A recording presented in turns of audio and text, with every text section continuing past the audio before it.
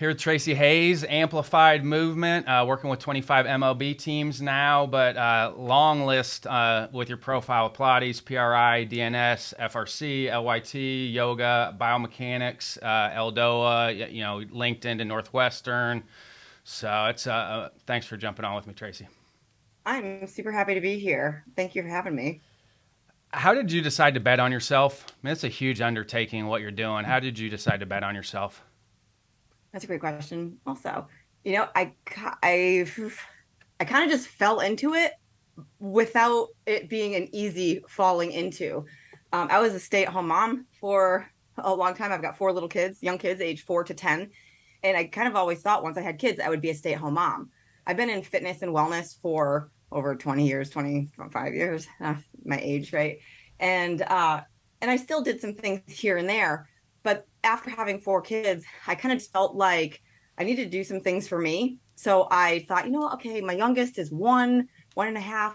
Let me just start digging back into some of the trainings and the things that I've always wanted to learn, just genuinely just for me. And the more I started to do that, I kind of wanted to do a little bit more. So I thought, well, maybe, I'll kind of see back into baseball if anybody's interested in doing some yoga, just old school yoga. And I happened to think about that right when the world shut down and right before I was about to get on a plane just to go out to Arizona just to mingle and get to know people and see old friends.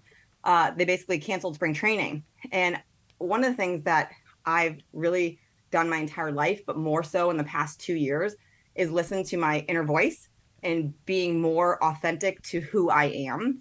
And is even though it sounds really easy to do, it's not at first because of societal norms and what family and friends and everybody else thinks of you, and then you've got social media.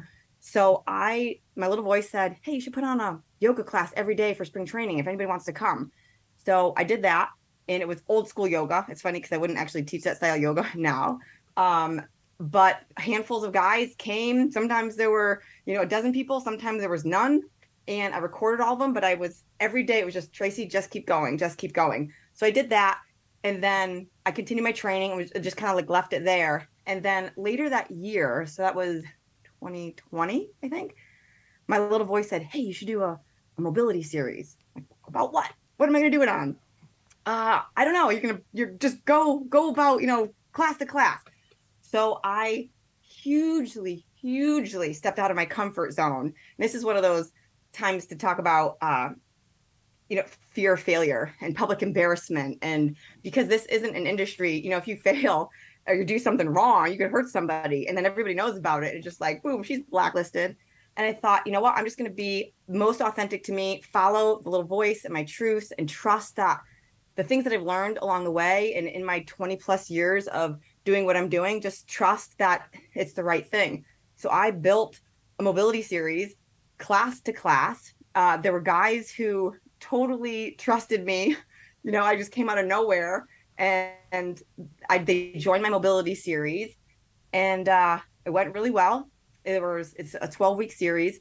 And then at the end of that season, I was able to take stats from the guys' season, and I got tons. I should probably have them in front of me, but great stats. And the stats were run by an ex-pro baseball player who has a master's degree from Harvard in psychology with what's it called? A focus in statistical analysis.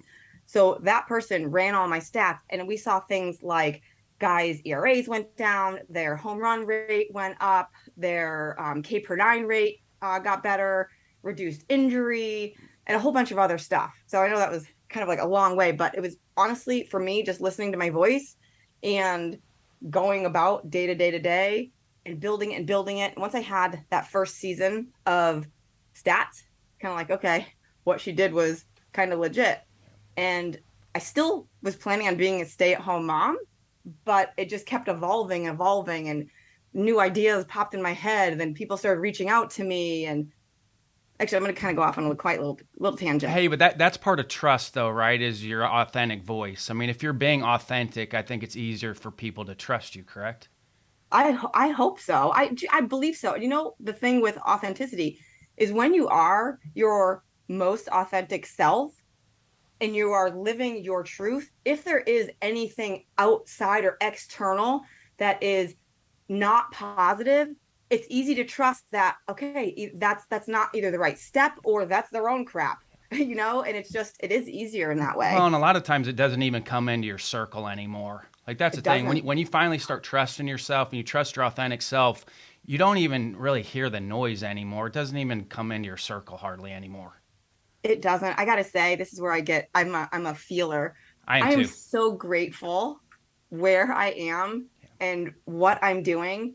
And I'm surrounded by the most amazing people. I really get choked up. Yeah. I mean, the things that I And I have do going too. on right now Yeah. have fallen into my lap. Yeah, but that's not And, falling. I mean, you're well, working. right. You're working for it Thank too. you. I mean that's we talked pre about COVID. That's the cool thing for me is seeing the amount of people that turned a really tough situation into something that was great and ran with it. Where a lot of people would sit inside, they wouldn't do anything, and then you have people that were out there kind of pushing the envelope that okay, you can still do things out there.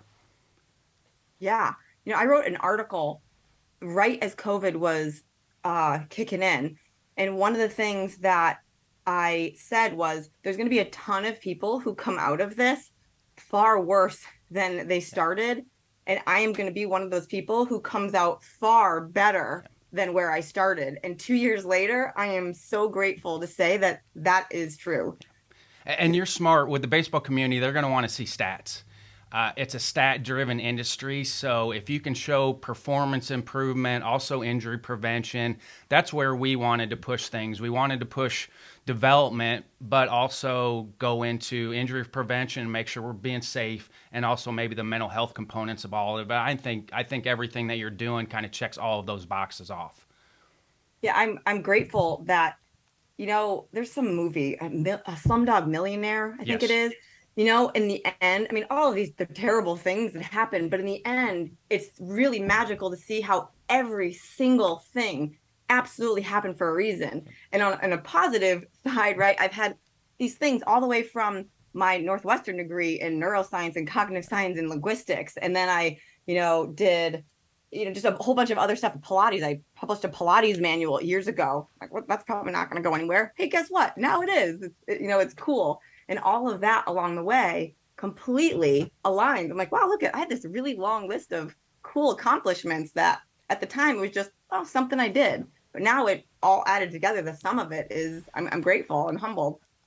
You read now and everybody talks about the 10,000 hours, but what you're seeing now is more successful people are that they have their hands in a bunch of different things. So they're more adaptable because they have more skills built up than somebody that's just focused on one thing their entire career.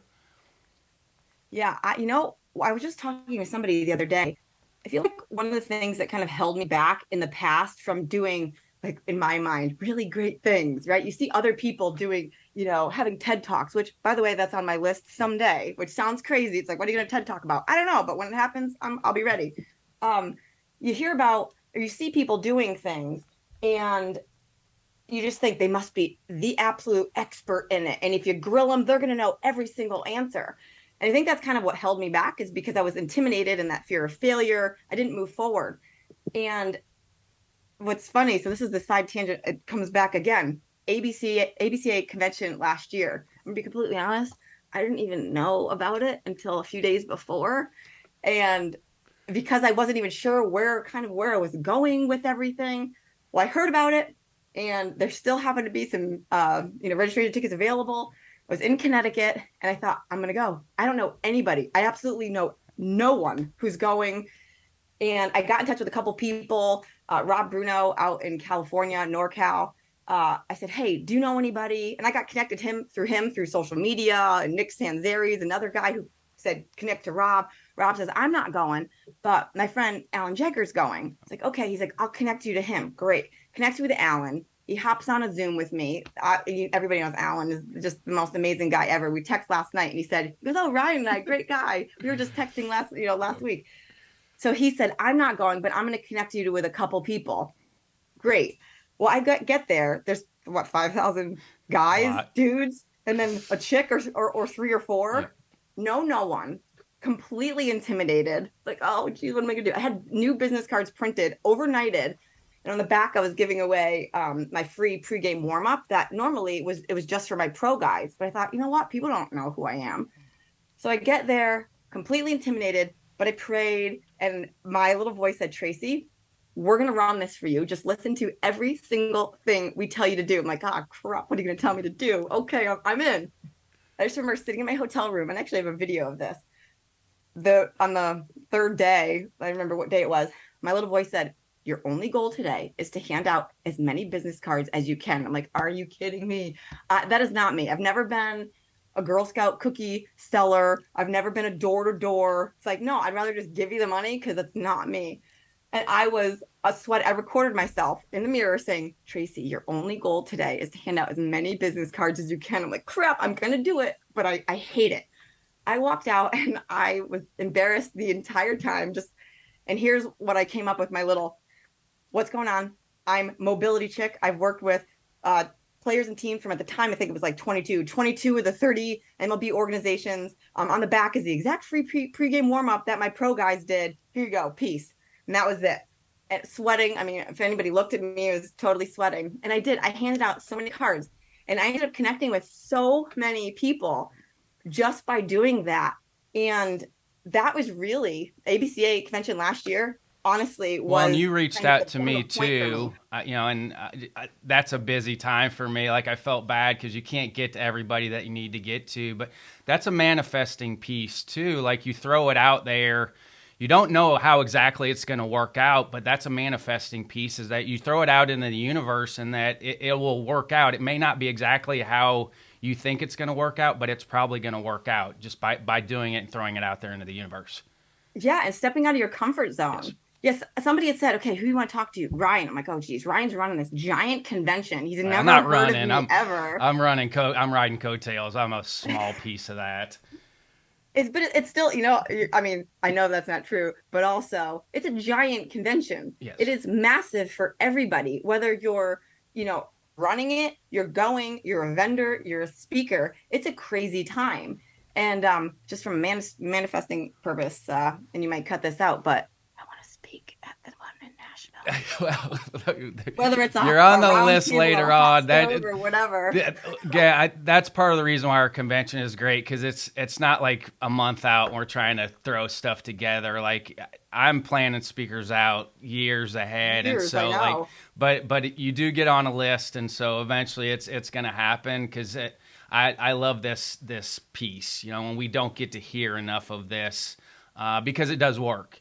I'm passionate about it because it does work. But your convention story is very similar to every person that's ever come to our convention. Is they always remember that first one. They always remember being intimidated, but then they always go back to how gracious people are when you finally connect with people. And that's what's great about our industry, is how gracious people are if you connect. But for people that are listening in, you have to take that step forward to connect with people, because people aren't going to reach out to you if they don't know you. So you do have to connect to try to connect to people.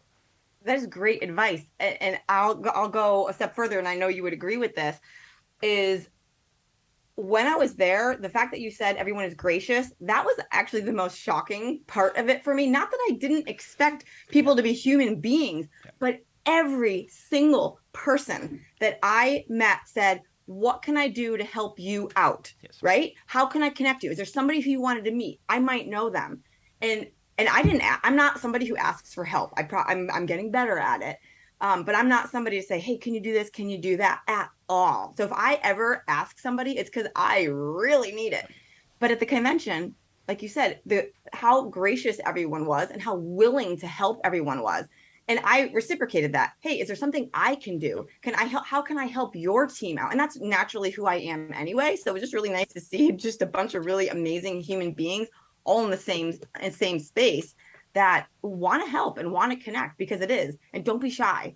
If you just gotta just suck it up, because everybody else, there's tons of other people who are really uncomfortable and may not want to do it, but we do it, and it works. Hey, you said when you started with the MLB Zoom and you went to traditional yoga. I mean, walk us through that. Was that why, what was the kind of your thought process of maybe starting with traditional yoga, and probably not what you teach now, but just kind of go through that process of why you kind of started with traditional yoga. I married a pro baseball player years ago, and when he was with the Kansas City Royals, I had been already a yoga teacher. I was in fitness. I had a consulting business in Chicago, and it was kind of went. So that was 2000, what, like 7, 8, 9, 10, when people were just kind of starting to talk about yoga, and there were guys in spring training who wanted to do yoga. So they said, hey, Hayes, can you think your wife would want to teach something? Sure, why not? So we would just go kind of in the condo we were in, Surprise, the complex grass, either before, it was actually after the day, because they go there at the crack of Yes. dawn. And we would just do yoga. And then it was some friends and more friends. And we might have had half a dozen guys, and the wives joined.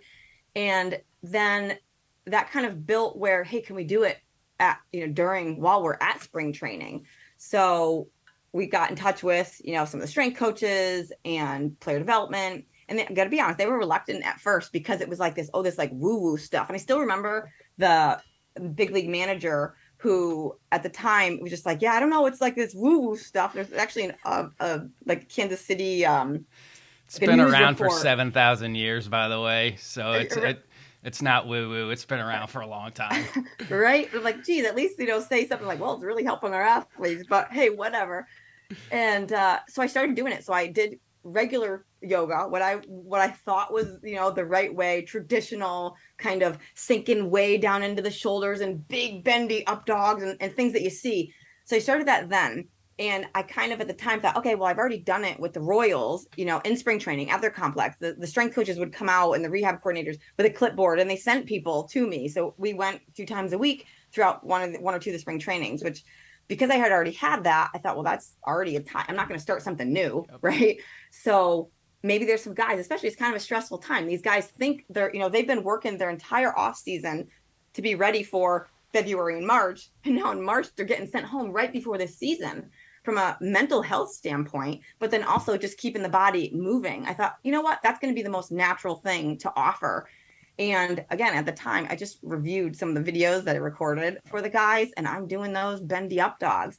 And it wasn't until I really dove back into understanding the baseball athlete and the needs, and what we need to really work on and hone in on, that I started to avoid some of the traditional stuff that I did 10 years ago or 20 years, whatever long ago it was, with the Royals. And then through COVID, and that's kind of how it's evolved since then, but that's how I originally got started and why I did it. Yeah, and we talked about that via Instagram, because we were talking about up dog and cobra and mini cobra. And I mean, you make a good point, because that was the thing I was always cognizant with our players is they're not going to need what the normal population needs, because they're already getting used in those areas that they probably don't need it. So it was always that. And just go into that a little bit, because you have changed, your philosophy's changed on that. Just dive into it, to why that is.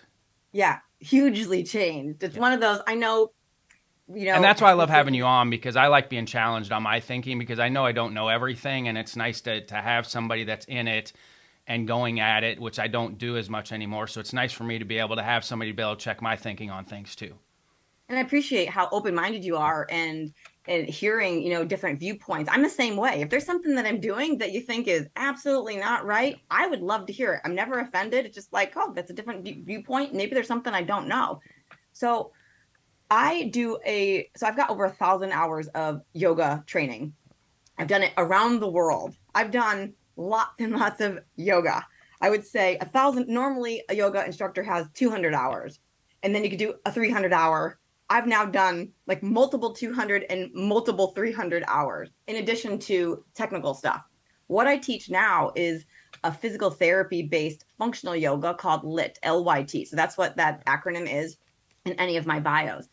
It's a yoga that was developed by a physical therapist, and it's really just working with the structural foundation of the body. Form dictates function, where there are some poses that, when you really break down from a biomechanical standpoint, even though that's what people have been doing for thousands of years, right now, just life has changed. We're sitting at desks. There's more stress. There's just, for regular people, there's these outside external influences that regular, like regular yoga may not be the best thing. So this physical therapy, functional yoga really addresses a lot of those. And then when you add the baseball athlete, softball, really any athlete has different demands on their body. You have to have things aligned structurally from the form, from the bones. Like your bones have to be in the most aligned position as they can be in order for the rest of your body and energy to transfer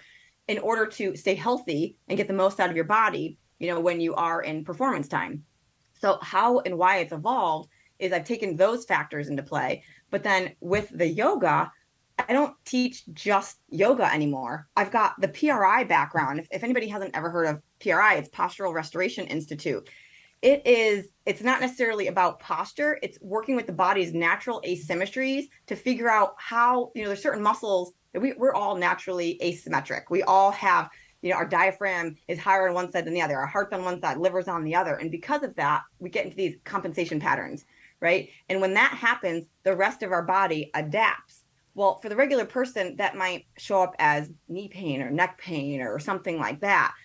For a baseball athlete, that turns into Tommy bad John, things, right? elbow, ACL, All of it. Yes, all of it. I try to speak positive, like blown out shoulders and elbows and all of these things over time because of just the repetitive, significant stress.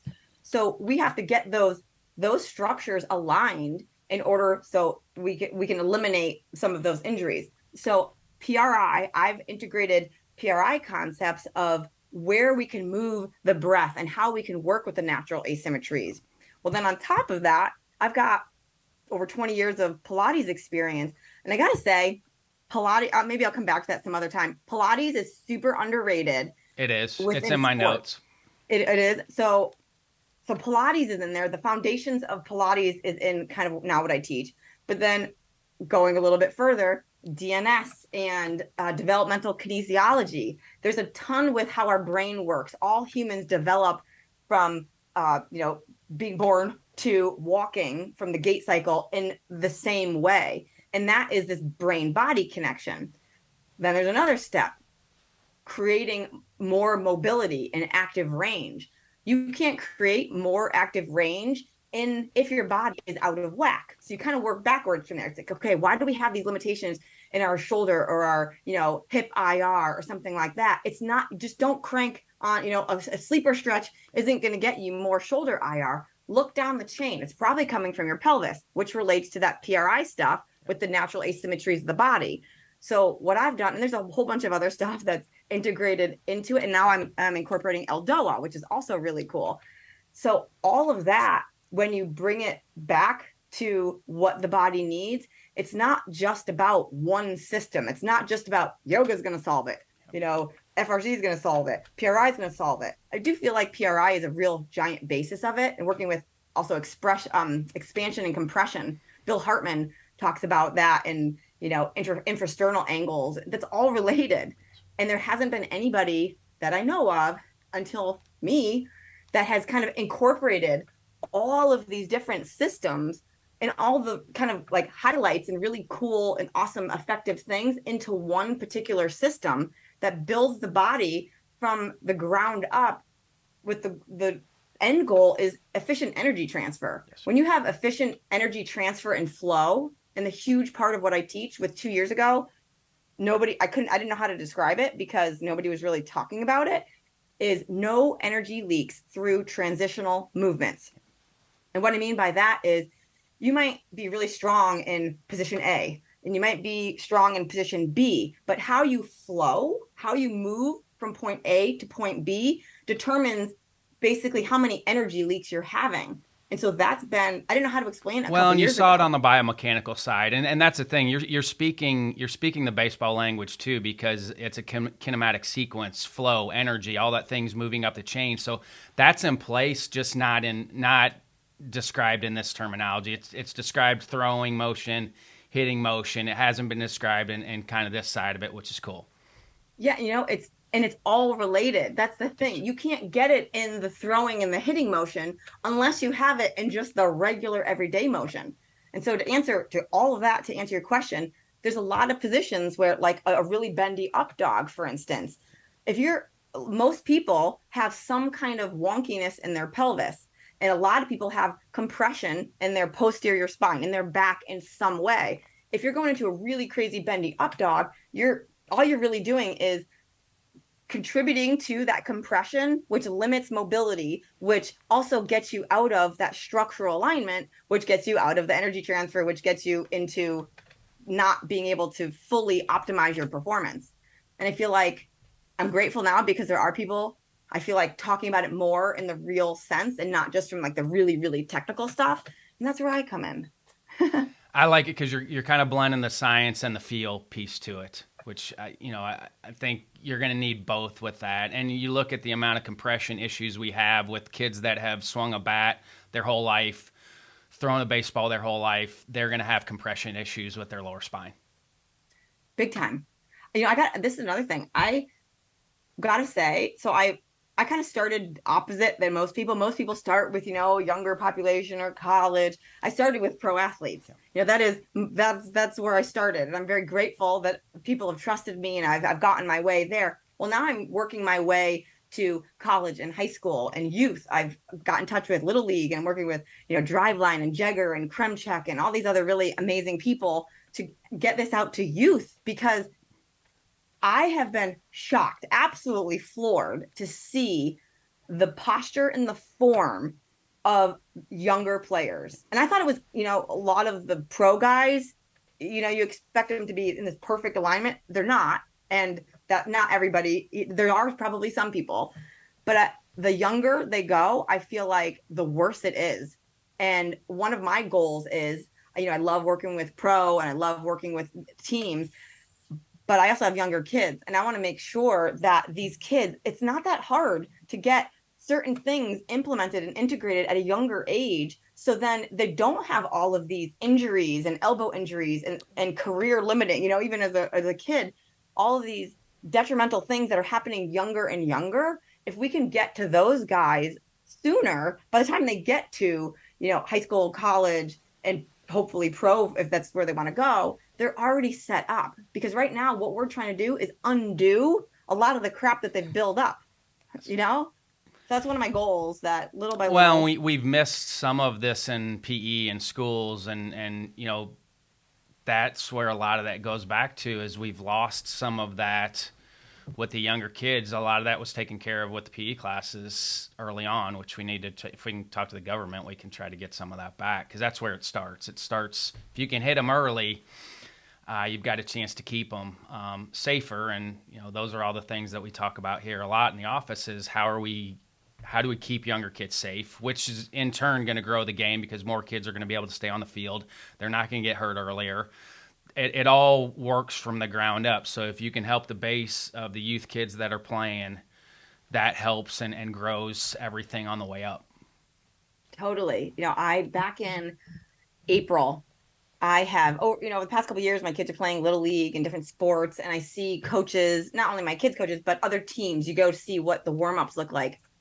And I've seen, what the warm-ups look like. They look like what we did in, high school and middle school when we were younger.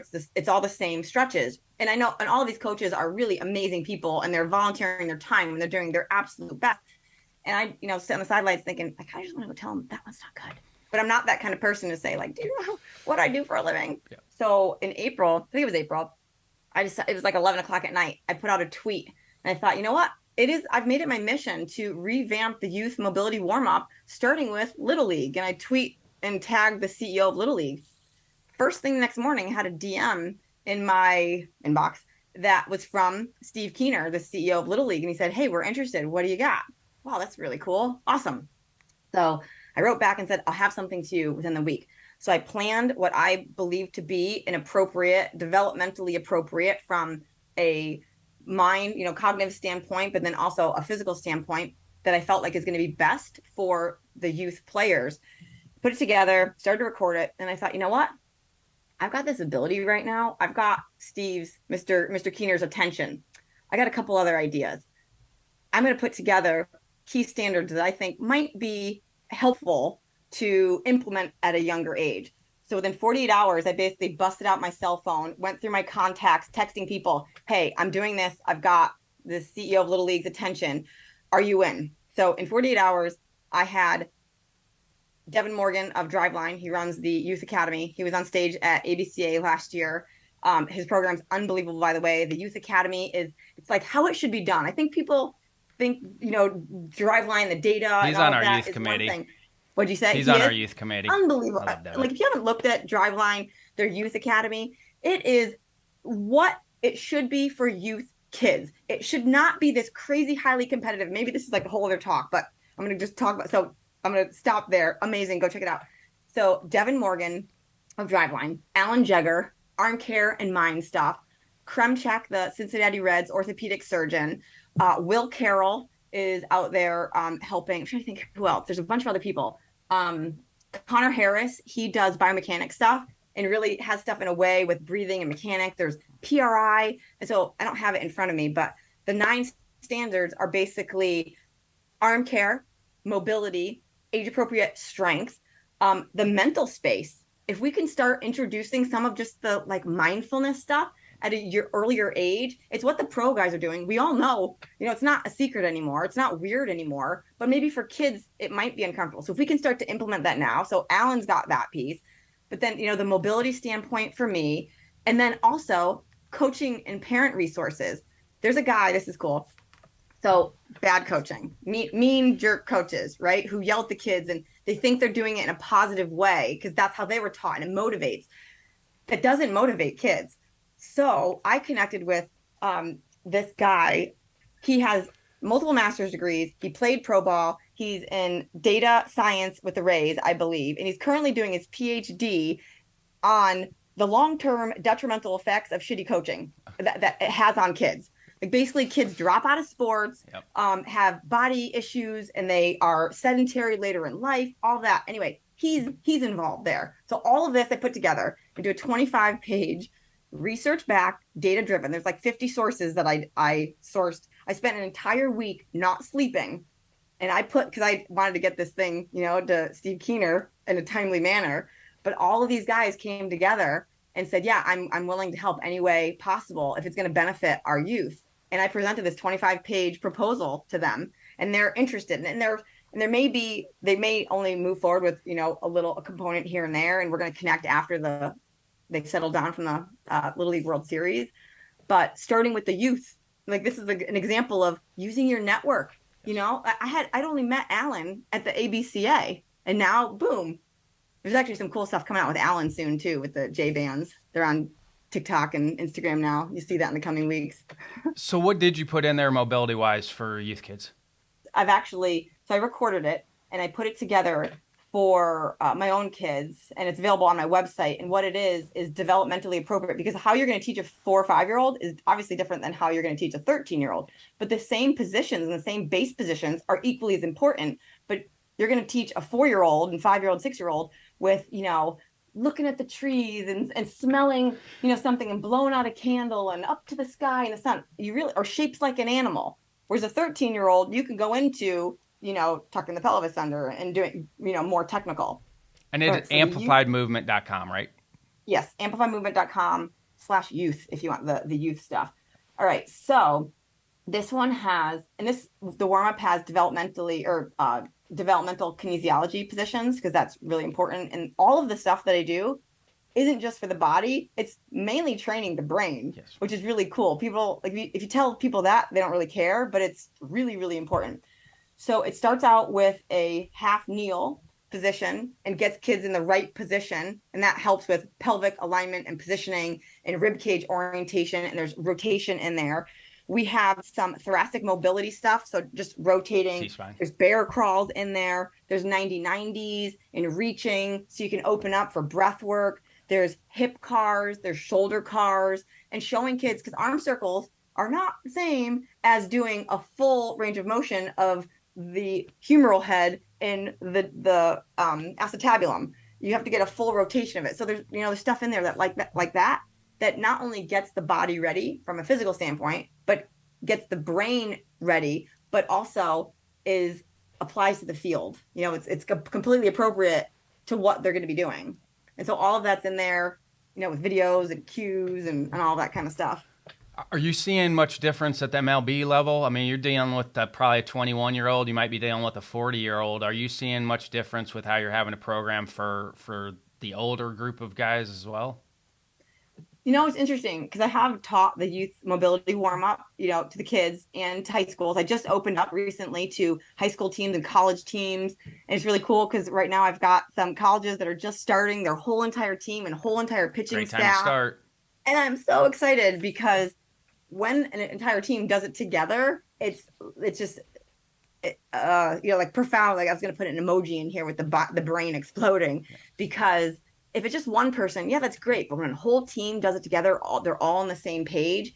So at the pro level, I see that guys are just, even though they're super aware of their bodies and moving, and they can tweak little minuscule things. That's really amazing. A lot of them are just like really jacked up and compressed, that you have to kind of, from a parasympathetic nervous system standpoint, just allow them to relax and get out of that. I've got a new client with the Rays who is 100% in. This is cool. So new client with the Rays who I've been in touch with the Rays, and he knows that this guy is working with me. He's like, we're all in. I'm so pumped that this guy is here. And one of the things is even though he can get into the positions, and this goes for everybody, I'm not going to call this guy out, and I won't mention names either. These guys can get into these positions. A lot of it has to do with just Yes. letting their nervous system not be in fight or flight. And there's ways we can do that with PRI drills. Well, and with Eldoa too, stuff. right? Because that's a Eldoa. fascial release thing. Yeah, so Eldoa is super cool. Eldoa is basically, they're pretty strict about how you're supposed to talk about it, but it's like at-home postural exercises is how to talk about them. How I would describe them in this context is it helps to create, helps to kind of decompress the discs using fascial lines and fascial tension to create this opposition. And how I got introduced to Eldoa is I was on a podcast with Garrison Roy, we were talking about opposition. And one of the things that is really important, so if you're listening to this, opposition, what it is working body parts in opposite directions. When you create that, you kind of create this dynamic stability. So if any pose you're in, half kneel, lunge, hinge, squat, think about, your butt moving in one way and your head moving in another, the heels moving in one direction, your hip moving in another. As we were talking about that, Garrison said, hey, have you heard of Eldoa? No, I've never heard of Eldoa. Well, I went to ABCA, went to a talk on something about movement patterns, and somebody mentioned Eldoa. And then I was working with Hauser. He was with the Dodgers when they won the World Series, who's also going to be in my book, which is also cool. And he talked about Eldoa because I referred a client to him. So I'm like, okay, now I got to go do Eldoa. So I go do Eldoa. I'm like, this is what I've been teaching this for 20 years. But this guy is taking it to a whole other level on a fascial structural. So you can work with these Eldoas to create that expansion. And that Eldoa will be in this off-season mobility series because now I know about it. And there'll be specific places where there's one that's Eldoa L5S1. It's like the general Eldoa, magic Eldoa, where you're working that space to just feel really good and when you create that space and expansion, tells the nervous system also safe. And you get into these places, as going back to we have to just get into we have to tell our body that it's safe from a neurological standpoint before our muscles are even going to be able to respond to that in the first place. And that's where the breathing comes into, breathing in those areas as well, because it sends a message to the brain that the body's safe and that you can go ahead. Yes. And the full exhales. And a lot of people are in what's called a left AIC pattern. You can look that up if you want, but really working the left side down to get your diaphragm into a relaxed state. Because if your diaphragm's not in a relaxed state, it's sending your body these fight or flight messages. So the full exhale in through your nose and then the sigh, like you're huffing up a mirror, is Ujjayi breathing. Yeah, that technique that really is helpful to just, it's all related. Yes, it is. I mean, what got you into yoga? And when did you find it?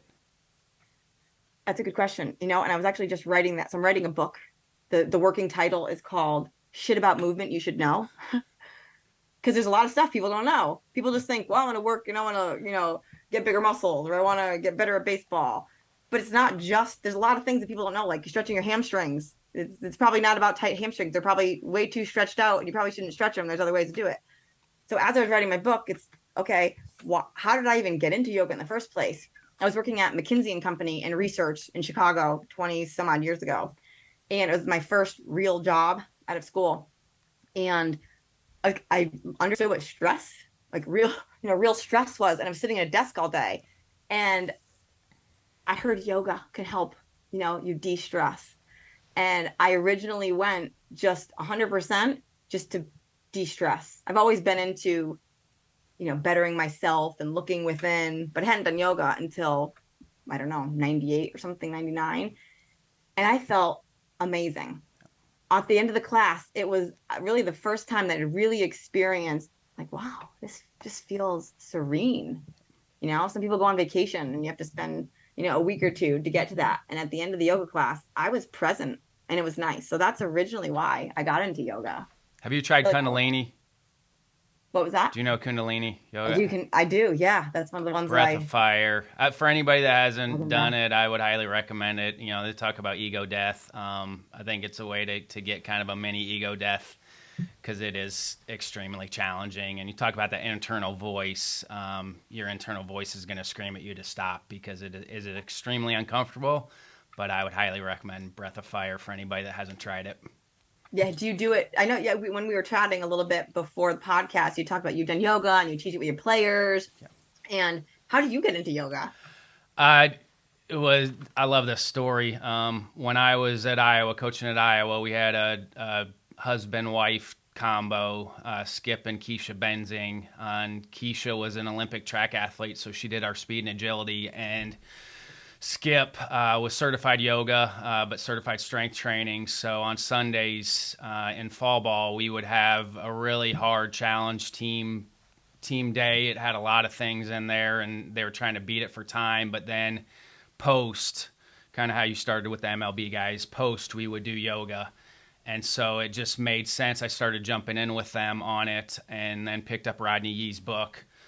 His 8-week training manual, and that's how I started with it. And it was just a good place for me. I wish I had found it earlier, especially as a player, because I did have some imbalances with my legs and my shoulders that I wish I would have found it a little bit sooner as a player, but that's how I found it. And then just like anything else, it's that individual mastery, and you add things on. Kundalini is just something I added in the last year, so that's another thing that gets layered on, and I think that's part of being a good coach, being a good instructor, being a good human being is you're striving to better yourself and not be afraid to add new things in. I think that's a big one for me is don't be scared to add something new in, and don't be scared of what people are going to think either. And I think that's a huge part of it. And that's why I loved yoga with our players is because it was a training session, not just for that, but it was a training session on how to drop your ego, how to not look around and worry about what anybody else is doing because there are going to be guys that are better at these positions than you are. You can't pay attention to that. But then the centering in, breathing part, the meditation piece, I think it all flows into each other holistically. And I think that's where we're headed as an industry is the holistic training part of the person and the athlete, and hopefully we can help with the mental health issue side of it, but also injury prevention and then better performance. Those are the three things for me that I think all of us should be striving for is better performance for sure. That's got to be the first thing. But then it's got to be injury prevention, and then it's got to be a mental health component. I think if you can hit all three of those boxes, the person is going to get to their potential and probably exceed their potential. 100%. I'm curious, you did it with your players. How did you end up introducing it? And what was the process and, getting even there in the first place? I had an outside person in the beginning. I had a great yoga instructor in town in Macomb. So I was going to her class and I said, hey, can you come take our guys through it on Fridays? And we did that for a couple years with her, and then it got expensive where I coached at. Our budget was not great. And so because I had been practicing about 12 years at that point, I was like, I think I'm to the point now where I can probably start to take them through it. And so with limited training, and again, I felt better about it being in there with them and going through it with them because it was a team building thing. I could pay more attention to guys and coach them on that side of it. So it helped in a lot of different ways. And it was gratifying because you knew they were getting something out of it, but they were also using it. Which is amazing. Did you have any pushback? When it was not because we started with somebody else, and I never got pushback because our older players really liked it. Adam McGinnis was a really good player for us at Western. I think that's where you have to get the buy-in is from your best players. He really liked doing it, so we never had any issues with our guys because our best player was in on it. I love it. I love that he was open to it, already in on it. And he was a catcher, and he was tight anyway. Like, it helped him so much hip mobility-wise. Really strong, but really tight in a lot of areas, and it did help him. It helped him stay away from a lot of injury stuff, but he was able to get into positions better on the field because of what we're doing.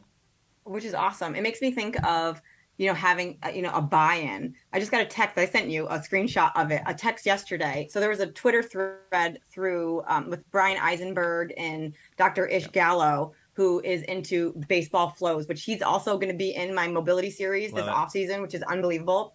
And Brian Eisenberg has been a really amazing supporter in helping me just kind of get the word out there and speak in a language that people, it makes sense.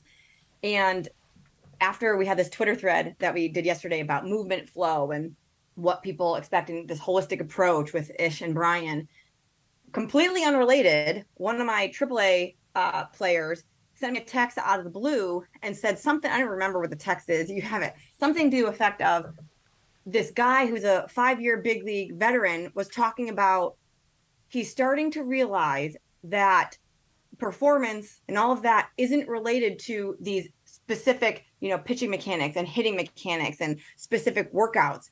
It's more has to do with this flow of energy and all of it together.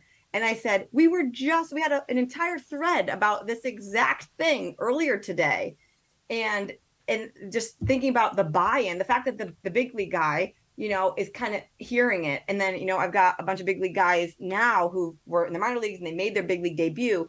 It's, this trickle down effect. If you get that buy-in, it's a lot easier to say, oh, okay, yes, we're interested. Yes, we're going to do it. Even, the Rays, it was actually the 25th team I was able to add. And I was super pumped, like, whoa, the Rays, yes. Because I hadn't had a Rays player from any capacity, not in the minor league, not as a coach, and not as a big league guy.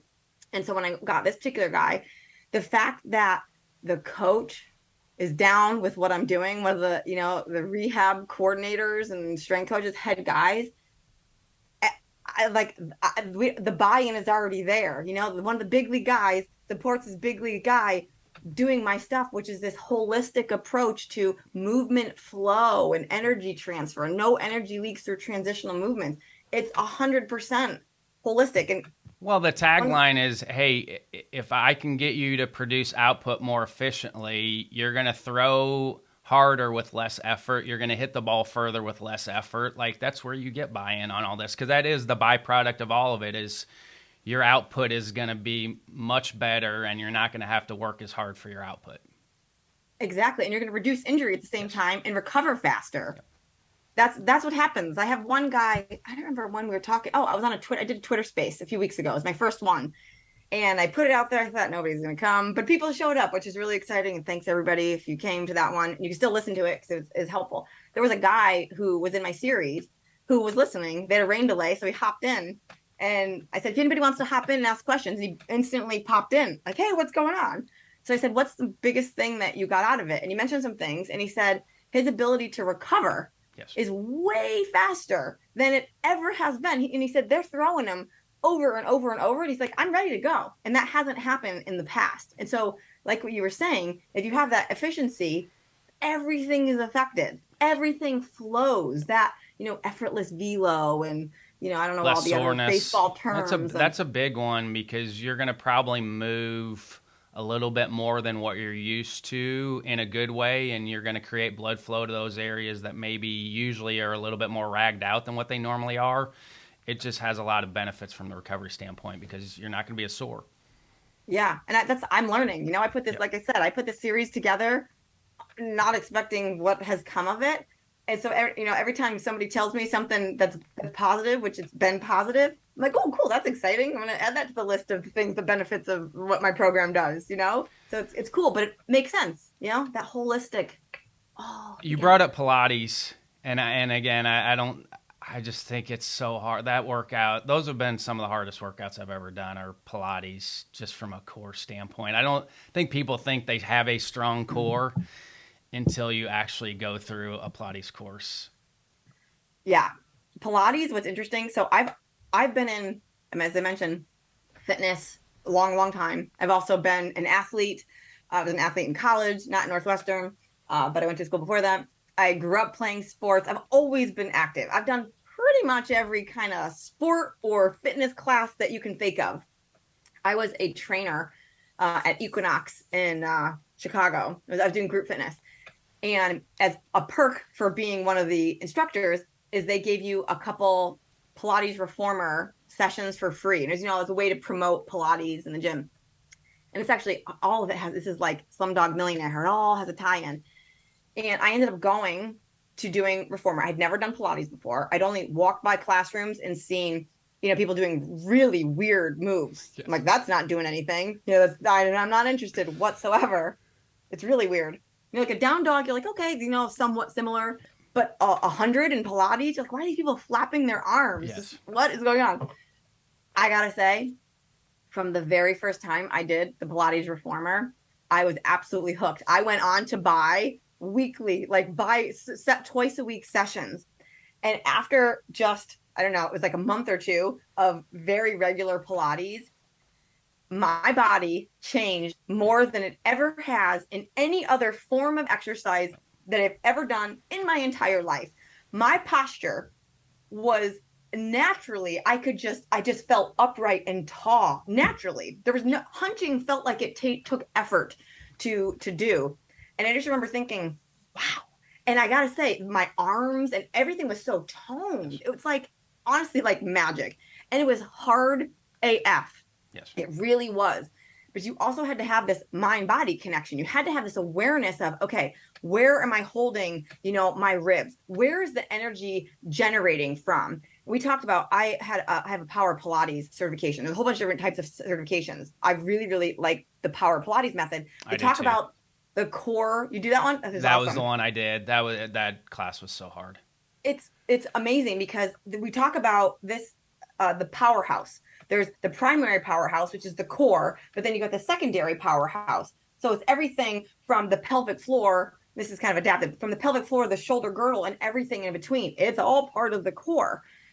And the Pilates, you worked also with this lengthening, this opposition. And, when you're doing an arm thing, you're actually working on the core and you're working on the position of the scaps gliding. And, I've adapted it over the years. But a ton of what I do is rooted in all of the foundational stuff that I did with Pilates.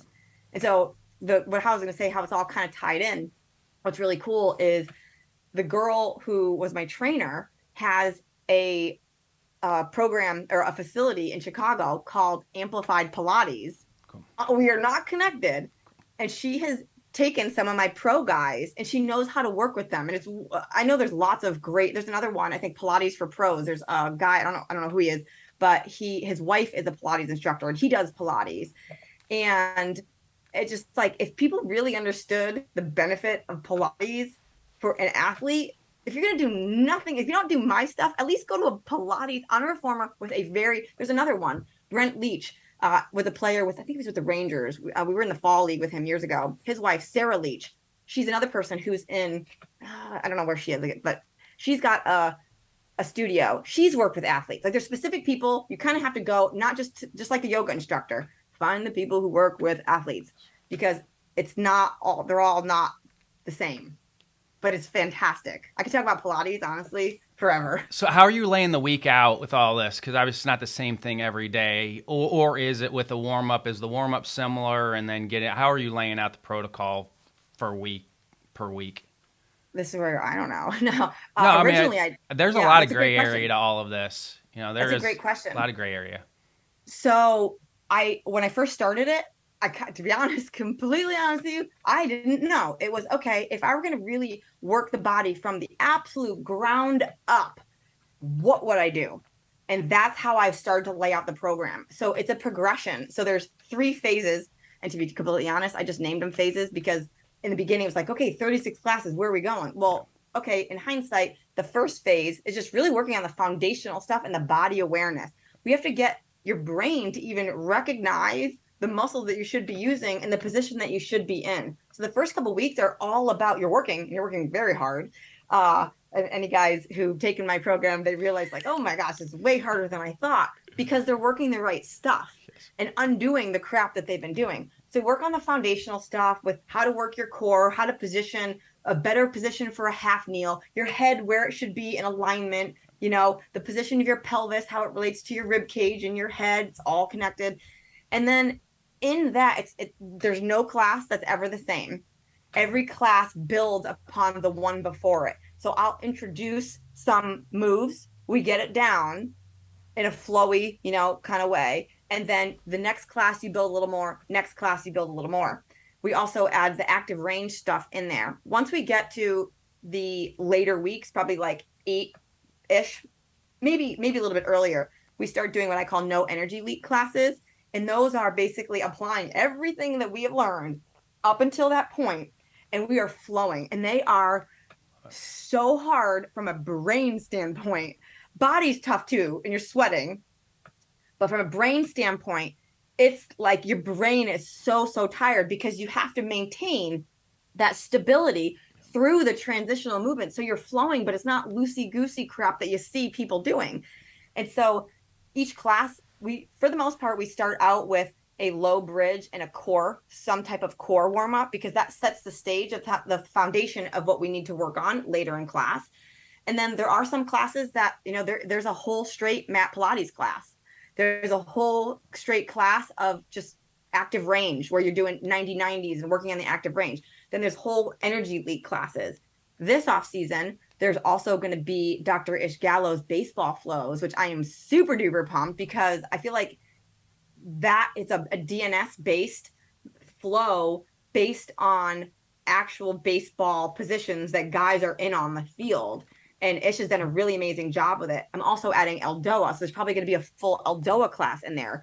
And all the classes have all of the things that I do integrated into the class. It's not just like, here's an FRC, here's a PRI, here's a yoga. It's all, integrated, which is cool, but it also makes my brain like, ugh, because each class takes me from planning to recording to live 7 to 10 hours for one class. I mean, some people might think, well, you got to be more efficient with that.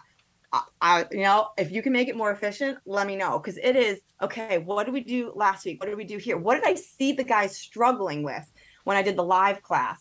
Okay, I thought they'd maybe be able to do this, but I'm realizing, no, they're not. Okay, so I need to kind of revisit this. But then from a neurological standpoint, kind of go through the back door. Because if they're not able to get it here, there's ways for me to get their brain to make these new, neural pathways to get them to do it without them knowing, like outright. I'll tell them like, hey, just so you know, we're going through the back door to get this one to work.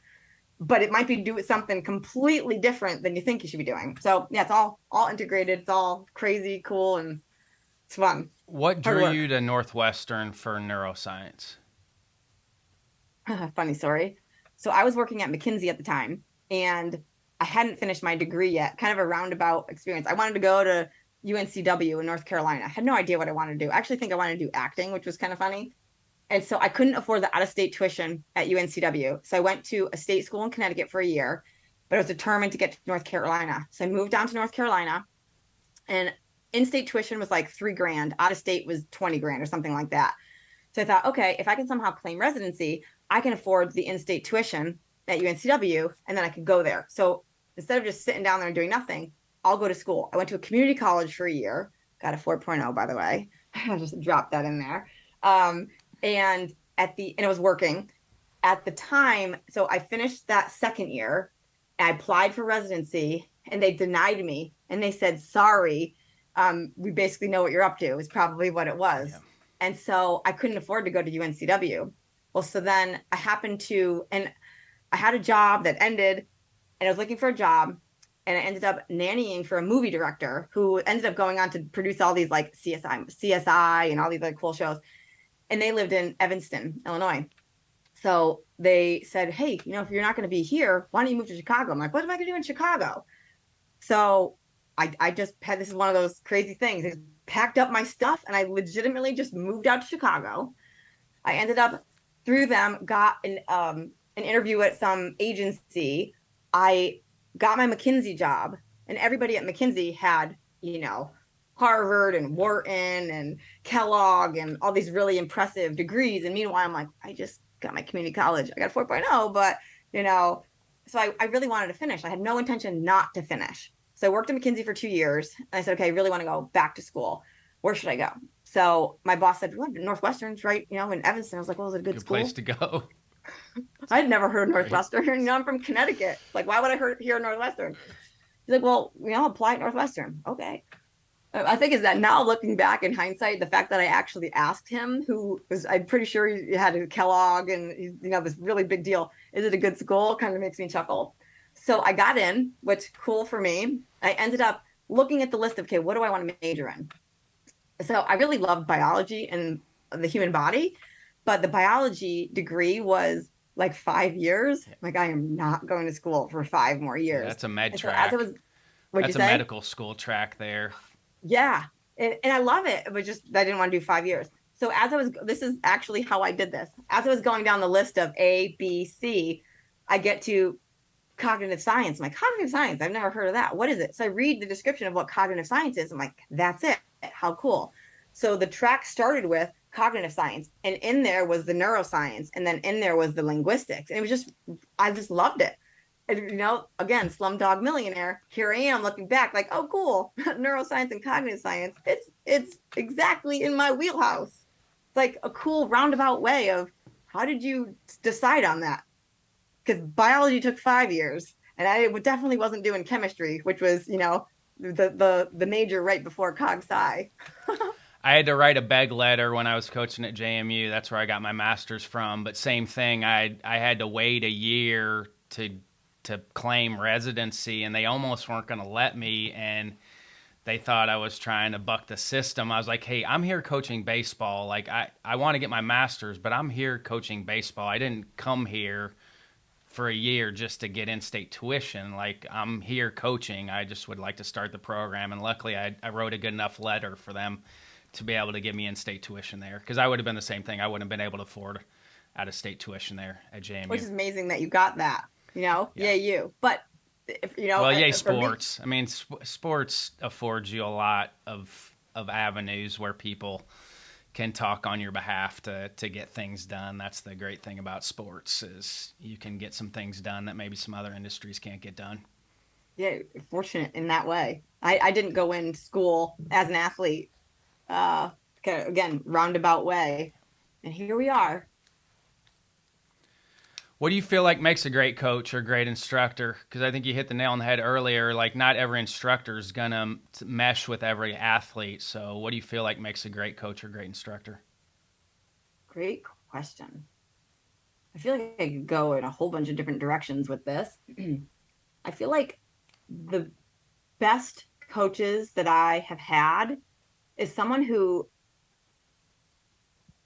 is aligned with themselves, who has the ability to look at the person as a whole human being and have a giant level of respect for them as a human being before anything else. And it's not just producing results. It's not just, mechanics and things like that. It's, okay, how can I support this person from a holistic, there's that word again, from a holistic standpoint, and kind of like parenting. All kids are a little bit different. How you parent one kid is not going to work for another kid. And the same thing for a teacher. I was just thinking about this yesterday. All of this, as if you are in this place of parent, teacher, coach, the best ones realize that you have to meet everybody where they are. Meet them where they are and have a level of compassion and understanding and respect and then build from there. Because if you have the respect from your athlete, student, or kid, you're going to have that total buy-in, that total desire to be the best you can be. Because if somebody doesn't respect you, you may. I was talking to Ish, Dr. Gal, I call him Dr. Ish, and we're talking about, and I mentioned this just earlier in the podcast about, part of the things that kind of held me back before is, even though, I thought about going into physical therapy and I thought about doing these things, but I thought I was going to be a stay-at-home mom.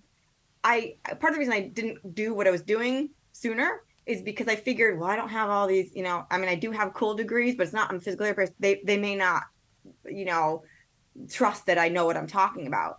And Ish said, you know what? I've seen people with giant degrees that know less and they can't apply it and put it into this space. And he said there was some coach along the way, because he played pro baseball, some coach along the way that told him that he would never amount to anything. And he went on, he's like, yo, I got, a doctorate now. I'm a physical therapist. He didn't say, yo, that's me. That's not at all what he's talking about. But that negative, type of coaching, even though in a sense it didn't necessarily motivate him, it's a negative way to motivate somebody. If you can get on the positive side and the trust where they really trust you, think about how powerful that is for a player. That's what I feel like that. And that's why it's a calling. Teaching, my wife teaches very hard. Coaching is very hard, and that's why it's a calling for some people, and not everyone is good at it. Everybody thinks they can coach or teach, but it's a calling for people that I think get that. And to his credit, he didn't take that as a negative that somebody told him he wasn't going to amount to anything, because not every person can do that. But that's part of having thick skin, too, is using that as some people do need a little bit of that motivation at times too. You shouldn't do that, but there are some people out there that can take that as a positive. I think Michael Jordan's a great example. We have some people out there that have used negative comments or whatever, whether it's right or wrong, they've used it as motivation to be able to get to where they need to get to. Big time. And like you just said, not everybody is set out to be a coach. I also think having the ability to, just like you in talking about yoga, and up dogs and the positions, and having an open mind to learn more, right? And not being on the defense. Yeah. I think what makes a really good coach, having the ability, and it really goes back into living your authentic self. When you're most authentic and you're living your truth, anything coming your way is really a blessing, because if you're living your truth, what comes to you is what's meant for you. And when you're not in that space, if somebody says anything that is opposing to your views or thoughts, a good coach will say, well, I'd love to hear more. Tell me why you think that way. Okay. And then they look into it. A bad coach is like, they're going to get bristled up by it. You're never going to mount. I'm not interested. You're nothing. And that happens. It stinks. And that goes into the Tim Smith, the guy who's doing crappy coaching. Like, I can't wait to see his final dissertation on it, to see what, how bad coaching can be long-term detrimental, and how great coaching could not only build the athlete, but the human being. That's what it's all about. Everybody supporting each other. And how can I help you? Like ABCA at the convention. How can I support you? And how gracious people are. That is what it's all about. That's what it's all about. How can I help you become a better version of yourself? That's it. How were you able to kind of block out the noise when you first got going? I'm sure you took some arrows when you first got into it, because that's just what happens. Somebody's new on the scene on social. People are going to fire at them. How were you able to kind of to block out some of the arrows that you were probably taking early on? What I'm really grateful for is the only arrows I had were from myself. This is where I'll get teary-eyed. I do the same thing. I put a lot of stuff out there. I am my own worst critic. Nobody's going to be harder on me than me personally. The stuff I throw out there, I judge myself more than anybody on the stuff that I throw out there. Hugely. What I thought was going to happen was, people were going to call me out and they were going to say, you don't know what you're talking about. That's wrong. And it was all perceived. And for me, in my head, was just keep going. Yeah. Just keep going. And I was like, oh, geez. Even when I was putting the mobility series together, I I didn't know what I was doing, but I had to put together a marketing campaign, which I still haven't done. But it's like, okay, I'm gonna do the graphics, I'm gonna put all this together, and put it out there. And my thought, a fear was, what if nobody signs up? My voice said, Tracy, just keep going. Even if nobody signs up, at least you have all these graphics ready for something else. You've done the preparation. Well, what if this doesn't matter? Keep going. And you know what's funny? This just last night. So I put out a video just last night. This makes me laugh. There is a particular PRI drill. And it's called standing serratus squat. So if you Google it, PRI standing serratus squat, or hopefully later today, I'm gonna have it on my Instagram. It's basically if your knees are in line with your hips, like about hip width apart, and then you bring your elbows out in front of you, bent at 90 degrees, and then you tuck your pelvis under just a little bit to round your spine, and you press your elbows forward, protract the scapula. If you inhale fully through your nose and you put the air into your back ribs, and you have full exhales, ribs together, back and down, and you do 4 to 5 cycles of breath, that greatly improves your rotational ability. It also does a whole bunch of other stuff. Well, oxygen capacity, inhibits certain muscles. Amazing for hitters. So last night I was at my kids. We do a sandlot baseball for the kids. So it's unstructured. It's actually really fun. And so Mama came up to bat. And I gotta say, I'm not a baseball player, which is kind of funny, and it's to my advantage because I'm not looking at somebody's mechanics. I'm looking at their body and how it moves. So I get up to bat. I'm like, okay, am I holding the bat right? And it's happened to be my kid's dad is a professional baseball player. So I'm like, okay, can you at least make me not look like I don't know what I'm talking about?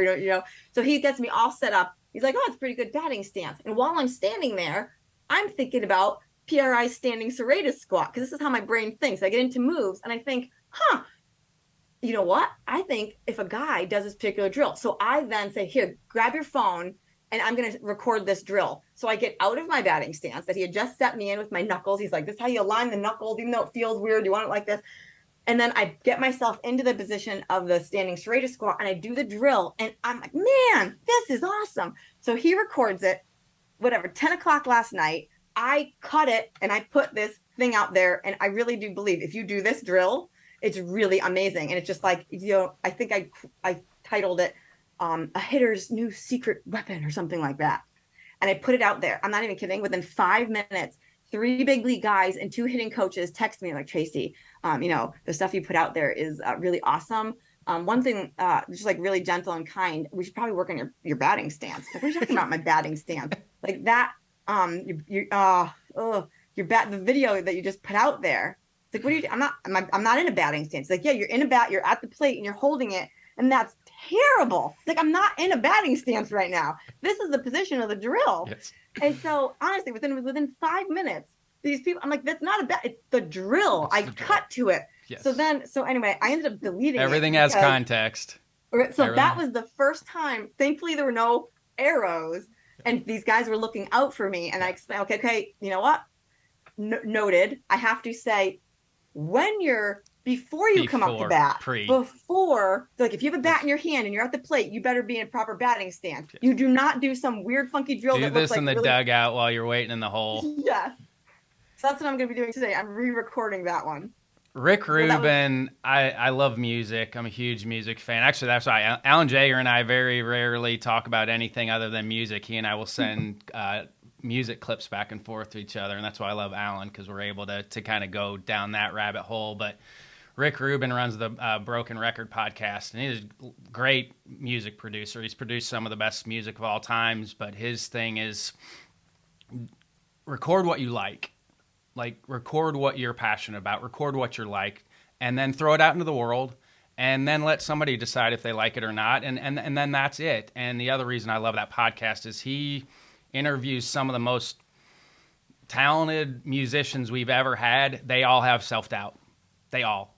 Somebody sold 20 million records. Andre 3000, I love Outkast, but Andre 3000, his anybody that hasn't listened to that interview with Andre 3000, here's one of the most talented rappers we've ever had, has self-doubts about the content that he puts out into the world. And it's like, okay, these people are extremely successful. If they have self-doubt, it means everybody has self-doubt. Everybody goes through it. So again, create what you like and then throw it out in the universe. And if somebody likes it, great. If not, that's okay too. I love that. I appreciate you sharing that because, even though I'm where I am now, it's not like I still have giant ideas and goals of where I'm going because I just want to help people. I just want to get the message out of what is possible. And I feel like over the past year, because I've done so much just introspective work, there we go, on being authentic.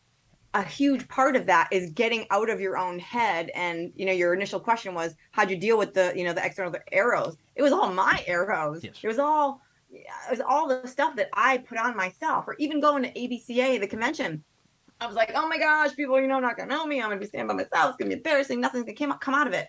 And it has been a pivotal point of why I am where I am now, because it gave me confidence that just to take the steps forward and put myself out of my comfort zone. And just hearing you say, all these these amazing people have this self-doubt.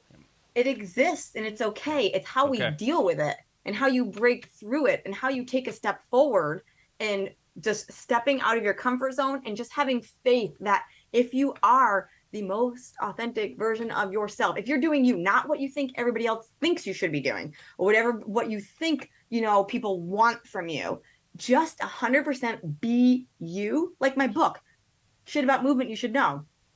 I'm working with Brian Eisenberg. Has been really, really helpful and just helping me kind of like take all my crazy thoughts. Yeah. And I'm like, can I actually put shit in the title? It works for Mark Manson. I mean, Mark Manson has an F word in his title, and that's one of my favorite books. Can you remind me of his book? It's the Orange Book. It's The Subtle Art of Not Giving an F. I can't say it on air, but right. Mark Manson's a phenomenal writer. His writing is phenomenal. It's very digestible, but takes extremely complex philosophical topics and makes it digestible and easy read and funny. He's a really funny writer. Really funny writer. So I've read that book. And reading that book is actually what kind of gave me he's got that and he's got a little asterisk in the title. So I'm like, okay, Shit About Movement. Instead of the I, there's going to be a little asterisk and asterisk in the title. And it's okay because he's being his most authentic self. I'm not going to offend somebody by saying that word. And to be honest, if I'm going to offend somebody, this book's probably not for you. Right. And it's taking complex biomechanical principles of movement, right? So he took other stuff. And my book is, I never thought about it until you mentioned it. It's taking all this, technical language that people like, that normal people, I'm a normal person, that in the beginning, I'm like, what do they mean? Could you just speak English? Speak this to me like I'm a 5-year-old. If it doesn't move this way, it's going to hurt you. That's all I needed to know. And so that's what that book is about, is just all this stuff in normal people language. And then I've got all the experts like Brett Winchester, the DNS guy who teaches the DNS for baseball, Hauser, Kremchak. I've got all these other amazing contributors that are going to talk the technical speak for me. I can do it. But mine is, okay, how do we take the technical stuff? How does it relate to you? And then these guys are going to go a step further in it. And that's, so I think compilation books are phenomenal. I love Tim Ferriss, but Tribe of Mentors, he's had a couple where it's basically based off his podcast, but I really like books that have multiple voices in it. I think it's good for people because you're hearing multiple voices, and I just think compilation books are very good. Do you have a fail forward moment? I mean, we've talked like the entire podcast has been probably about fail forward moments because you've bet on yourself for a long time. Do you have one that stands out, or is it something that we've already talked about from a fail forward moment? The fail forward moment for me, I talk about 2 years of stay-at-home mom. Really, it was the place that I was in. I had to do things for me just to be me, right? Yep. And that 100%, all of that has been what precipitated where I am now. Yep. And the fact that people have been so welcoming and gracious and have the desire to help and support me in ways that were just genuine. When you are a genuine human being and you are putting yourself out there and you are also helping other people, it's just this really beautiful flow of energy, for lack of a better word and phrase. it goes around and it just swirls in a way that magnifies everybody. When we are, there's some saying that I never say it right, but it's like all ships rise, right? But Yeah. it's All when, it's tides raise all ships. yes, when you help, that's exact. Thank you. I get it Yeah. wrong every time. You're going to tell me that, and I'll remember. I'll forget it the next time. When you help somebody else level up in any capacity, whether it's you help remind somebody to drink an extra half a glass of water a day, to something great like giving them support in whatever it is or holding space for somebody. When you do that, you all level up. Everybody rises. That all ships rise. It's true and it exists and it's real. And the more we can all do that, it's better off for all of us and humanity and the kids. And as adults, we are what these kids are looking up to. We are the role models. The more we can do that, they see it. They may not ever talk about it and they may not act like it, but they will remember, wow, I remember this or that, or this courageous moment, or this tender moment, or whatever it is. And that's what it's about. We're not doing what we're doing for ego, right? I feel like when you get to the certain standpoint, it's not ego. It really is because we genuinely want like humanity in a way, to benefit in a positive way for our kids.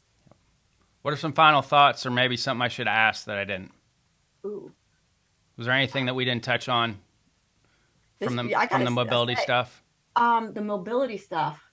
This has really, really been fun and really easy and natural. And I've listened to some of your other podcasts and I've seen how easy and natural and a really beautiful flow. And the fact that we touched on so many things. That's what I like. I mean, I like going all over the map because it is a conversation. I think it's just it's a human conversation that you can have and you go all over the map. But I mean, your last statement was pretty much some final thoughts. It was tremendous. I think I feel at peace with what was shared today is what was meant to be shared. Yes. And I'm grateful for that. Yeah. Well, Tracy, I appreciate it. This means a lot. I'm looking forward to talking to you again. We'll have to do a round 2 after everything gets released. I appreciate you. I appreciate you taking the time today, the thoughtfulness and preparation in your questions, the kindness that you've extended. And I appreciate you. I'm grateful. Thank you for having me. Appreciate you.